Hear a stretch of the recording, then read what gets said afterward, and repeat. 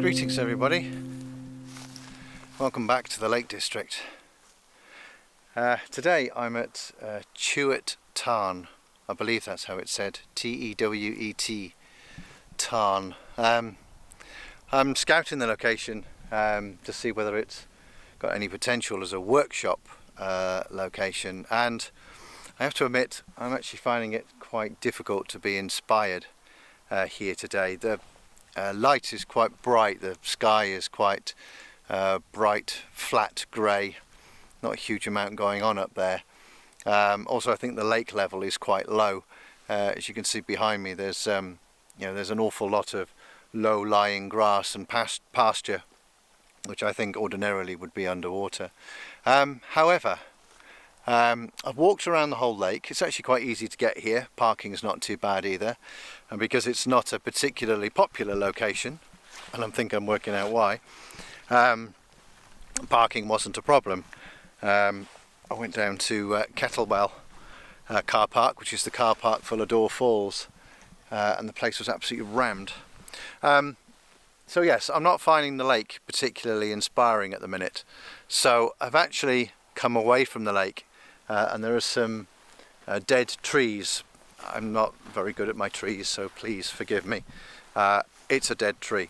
I'm actually walking towards it now, and against the mountains behind me, which actually act as quite a nice counterpoint and kind of set it in its context, works quite well. I could do with a bit more texture in the sky, to be perfectly honest, and as you can see on the side of my face, the sun's starting to peep through, and I could do without that. That said, the sun is casting some lovely light on the fells in the distance. It's a little bit too infrequent. It's just not quite working. So anyway, my dead tree, which I'm now walking towards. I'm walking away from the lake, but there's a series of dead trees. Where are we? Sort of over there somewhere.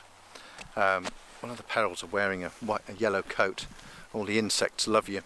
So I've been looking at these dead trees, and there's one just here. Where's it gone? I haven't got my glasses on, so I can't see it. That one there, which I walked up to from this direction, and then I don't know, I just kept walking and then looked looked back on myself. And it's a technique I've learned a lot to do in woodland, because if you just follow the path in woodland, you'll only see one view. Whereas if you walk, sorry, it's quite windy up here, if you walk I don't know, 10 meters and then turn around and look what's behind you, you then see what you've just walked past in a completely different light, in a completely different viewpoint. And sometimes the best views, the best interpretations are actually in that direction. So I've come this side of the tree. Where is it? There it is there. Let me just turn the camera around. And what I'm trying to do is position it in between those two mountains in the distance. It looks right. It feels balanced. It doesn't feel odd. It sets it in context in the landscape, and it just works. What I could really do with though is a bit of texture up in the sky just to lift it, or maybe some light on the fells. I don't know. In fact, there's a little bit of light on the fells right now, so I might just, excuse me a moment, I've got the camera all set up, so I might just take that whilst there's a bit of light on the fells. I have to say though, right now I'm thinking in black and white, simply because it's more about the shape of the tree. It's obviously dead, and then the rugged landscape and so forth around it. That said, I am liking all these brown and orange and gold grasses. I think they're old reeds, which haven't quite grown back yet. So they're quite attractive, especially in this half light. But I might even try a long exposure, try and introduce that notion of sitting up here alone, decaying, basically waiting to fall down and disappear into the ground. See whether that enhances the notion. I could do with the I can now do with the sunlight not necessarily dancing its way across the fells, but I think it's about to disappear behind a nice big fat grey cloud. I'm trying to work out what direction the clouds are moving to be able to make that assessment. So that's my next task, and then I think I will go back to the lake and see if I can seek some inspiration.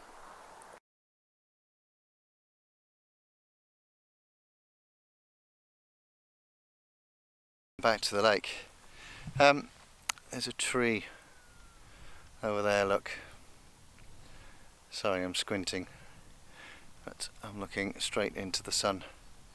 That is the strongest viewpoint on this lake. There's some rocks over there as well, sort of there-ish, which actually go out into the lake, but they don't really point you anywhere.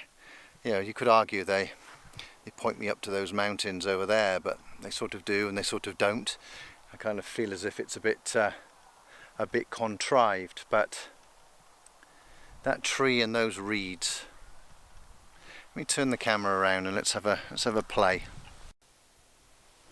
Okay, so there's our tree right there, and then you've got some reeds down here in the foreground. Now, the tree, or the bottom of the tree I should say, is breaking the horizon line, which I'm never particularly comfortable with. So if we get low, it's not enough. It doesn't break it.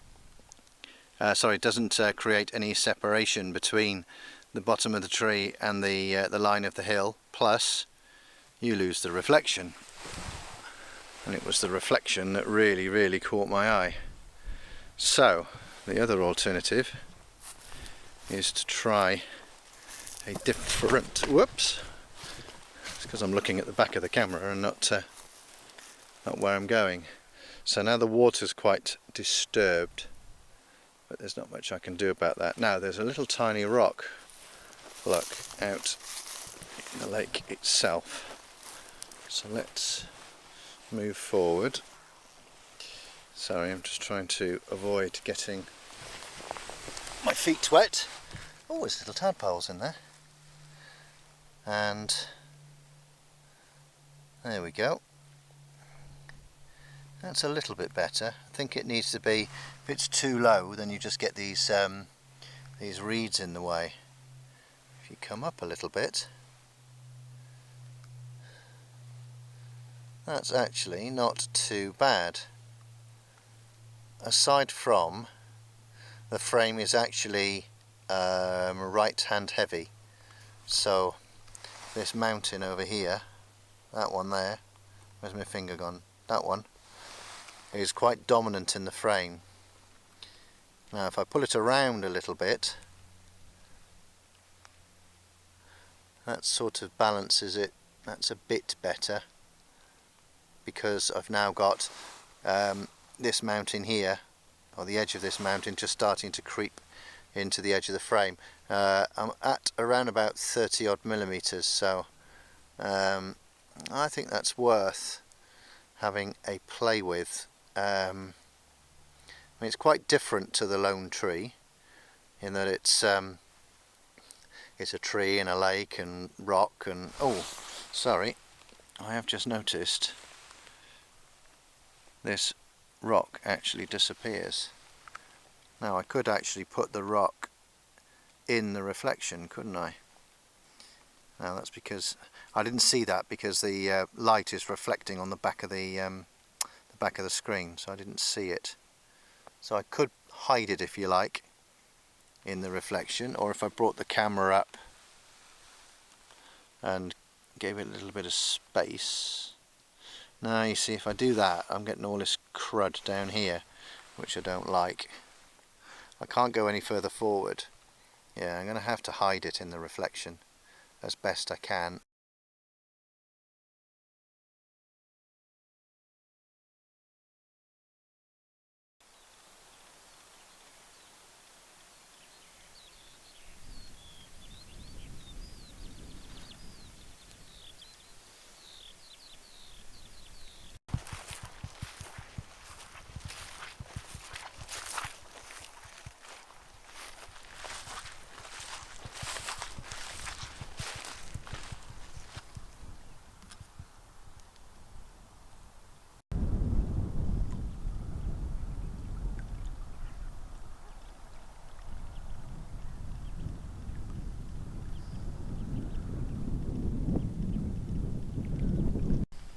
There's a saying here in the Lake District that if you don't like the weather you've got, wait 5 minutes, because then you'll get something different. And that's precisely what's happened. So I had a ray of sunshine, and all I've done is walk up to the peak behind me, sort of over there, have a little bit of a look and come back down again. And the sun has completely gone. In fact, it's actually gone quite cold. My hands are absolutely freezing. But I've come round to the other side of the lake, and I've re-looked at the rocks that I looked at earlier. And let me turn the camera around and let me explain to you what I'm thinking. Okay, so there's my foreground rocks. And I just love this association between the rocks in the water and then the mountains beyond that were formed and cut by ice. Also, the shape of these rocks more or less echoes the shapes of the mountains beyond. I've also got layers in this scene, so I have reeds in the foreground, then I have two rocks, I have a body of water in between, I'm sorry, levelling the camera up, then I have a wall here, which just divides everything up a little bit, and then you've got the mountains beyond and then the sky. And I've decided to go for a square crop simply because it then excludes this rock here, which kind of sits on its own, and then there's some duckweed or something over here which isn't very appealing. And the square format, sort of roughly sort of from here to there-ish, just contains that scene really nicely, and it just looks balanced, it looks right, and it feels right. And I've just gone for a long exposure actually. Let me just look at it through the back of the camera. Yeah, it's not bad, it's not bad at all.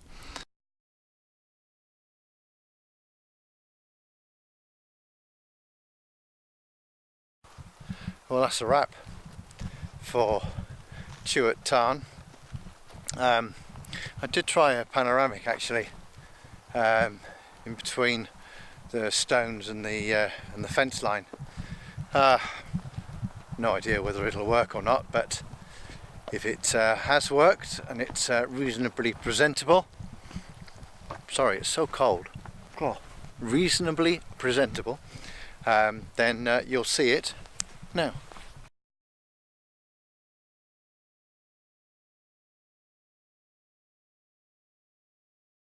I'm heading back to the car now, going to have something to eat. Quite hungry, quite cold as well, now that the sun has gone in. But that was an interesting visit, in that it's a location I've never been to before. I think it's the kind of location that could do, the lake could do with more water in it for a start. But not only that, I think they could just do with a bit more drama and a bit more oomph going on up in the sky in order to make the scenes that are available really work and really pop.